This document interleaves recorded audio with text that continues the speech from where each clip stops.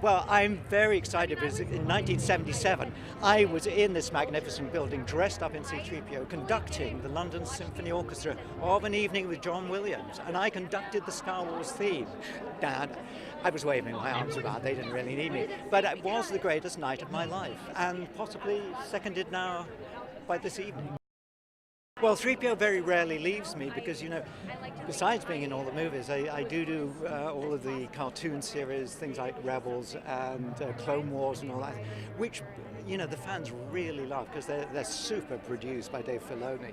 And, all sorts of things to do with C-3PO. So he stays with me, and just occasionally we make a film. This, of course, is the third Star Wars premiere in 3 years, so I'm kind of getting used to it, but this is an evening of royalty where protocol and etiquette are highly necessary.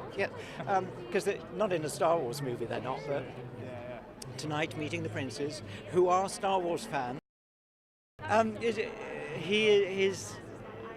His quiet intelligence on the set, I don't think he ever needed to raise his voice. He kind of speaks very humbly, very quietly. His brain, it just ticks over like a wonderful machine. His inventiveness, his reasoning, his explanation when I wanted to do something and I really wanted to do it. He said, well, it's a good idea, but it's not quite right for this moment because that.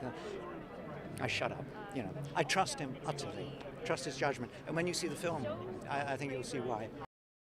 It's beginning to be a culmination of all sorts of previous ideas or previous storylines, but woven in a very magical and inventive way, very, very clever.